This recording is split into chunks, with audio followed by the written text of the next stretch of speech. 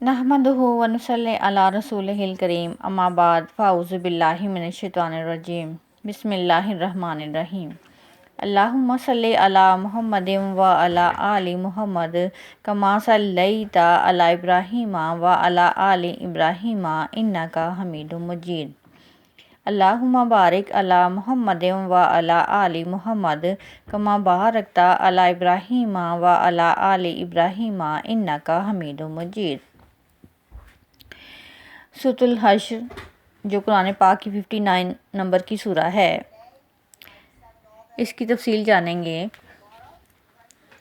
سورۃ الحشر دوسری آیت کے فقرے سے نام لیا گیا ہے۔ بخاری اور مسلم میں حضرت سعید بن جبیر رضی اللہ عنہ کی روایت ہے کہ میں نے عبداللہ بن عباس رضی اللہ عنہ سے سورہ حشر کے متعلق پوچھا تو انہوں نے بتایا کہ یہ غزوہ بنی نذیر کے بارے میں نازل ہوئی تھی، جس طرح سے کہ سورہ انفال غزوہ بدر کے بارے میں نازل ہوئی تھی۔ حضرت سعید رضی اللہ عنہ کی دوسری روایت میں ابن عباس رضی اللہ عنہ کے الفاظ ہیں کہ کل سورہ نذیر یعنی کہ بنی نذیر یہ سورہ نذیر ہے، یعنی یہ صورت بنی نذیر کے بارے میں نازل ہوئی ہے۔ اس میں جن اہل کتاب کے نکالے جانے کا ذکر ہے، اس سے مراد بنی نذیر ہی ہیں۔ امام زہری نے عروہ بن زبیر رضی اللہ عنہ کے حوالے سے بتایا ہے کہ یہ کس زمانے میں نازل ہوئی تھی۔ یہ جنگ بدر کے 6 مہینے بعد نازل ہوئی تھی، جبکہ کچھ دوسرے صحابہ نے ربیع الاول 4 ہجری کا واقعہ بتایا ہے اور یہی صحیح مانا جاتا ہے۔ نبی پاک صلی اللہ علیہ وسلم نے مختلف قبائل کے ساتھ جو معاملہ کیا، اس کے حقیقی اسباب کیا تھے۔ یہودیوں کی کوئی مستند تاریخ دنیا میں موجود نہیں ہے، کسی کتاب سے ان کی تاریخ کے بارے میں معلوم نہیں ہوتا ہے۔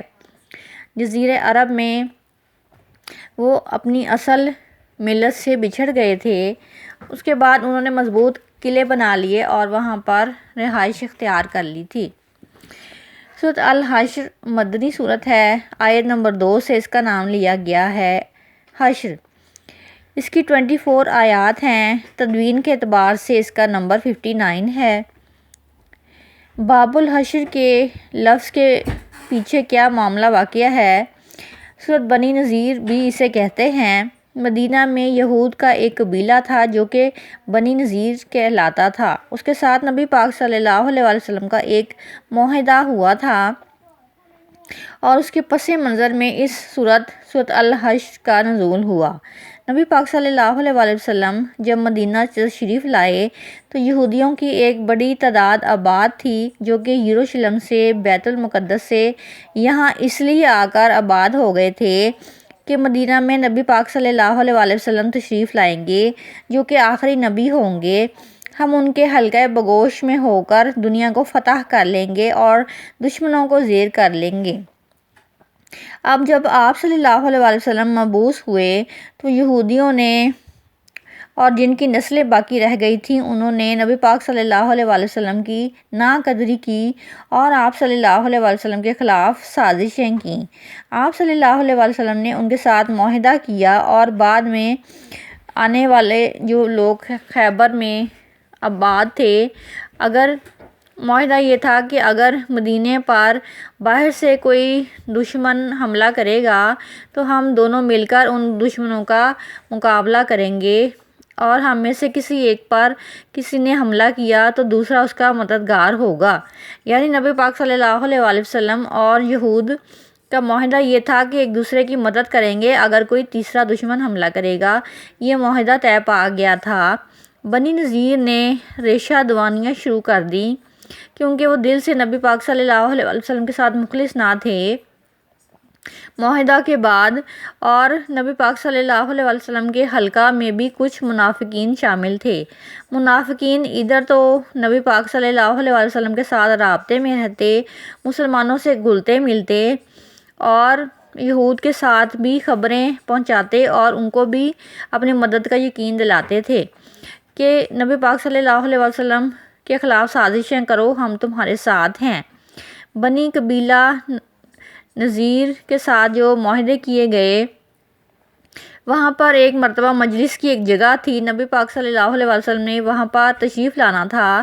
اس کے اوپر قبیلہ بنی نذیر والوں نے ایک شخص کو بٹھا دیا اور ایک بہت بڑا پتھر اس کو دے دیا اور یہ کہا کہ نبی پاک صلی اللہ علیہ وسلم جب مجلس میں تشریف لائیں تو تم یہ بڑا پتھر نبی پاک صلی اللہ علیہ وسلم پر لڑکھا دینا۔ وہ پتھر آپ صلی اللہ علیہ وسلم پر جب گرے گا تو آپ صلی اللہ علیہ وسلم ہلاک ہو جائیں گے، نعوذ باللہ۔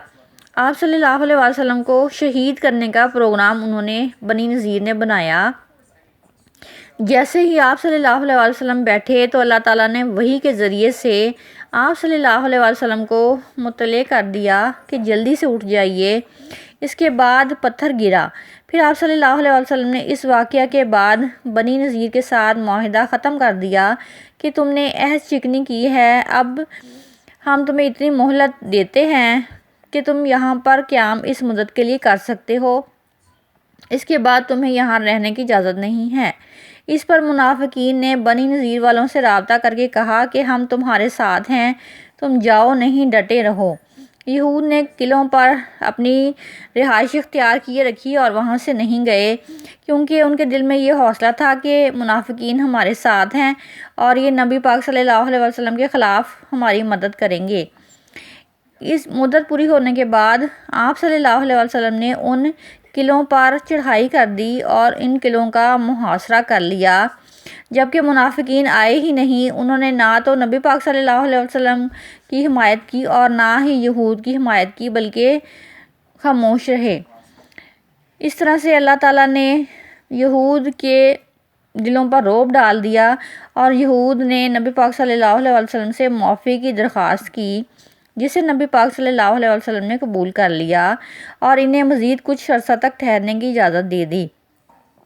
مگر اس مدت کے بعد انہوں نے نبی پاک صلی اللہ علیہ وسلم نے بنی نذیر کو نکال دیا۔ سورۃ الحشر میں فرمایا گیا ہے کہ اللہ وہی ذات ہے جس نے اہل کتاب میں سے کافروں کو ان کے گھروں میں سے نکال دیا۔ اللہ تعالیٰ نے ان کے دلوں پر رعب ڈال دیا۔ چنانچہ اس صورت میں پیش گوئی تھی کہ 2 دفعہ یہودیوں کو دنیا میں ذلت دیکھنی پڑے گی۔ ایک دفعہ تو نبی پاک صلی اللہ علیہ وسلم نے انہیں خیبر سے نکال دیا اور دوسری بات حضرت عمر رضی اللہ عنہ نے بیت المقدس فتح کیا تو انہیں دوبارہ سے نکال دیا۔ اس طرح سے اول حشر کی پیش گوئی صحیح ثابت ہوئی کہ 2 دفعہ یہود کو دنیا ہی میں ذلت دیکھنا ہوئی اور مزید میدان حشر یعنی قیامت کے دن بھی ان کو رسوائی دیکھنا ہوگی۔ وآخر دعوانا ان الحمد للہ رب العالمین۔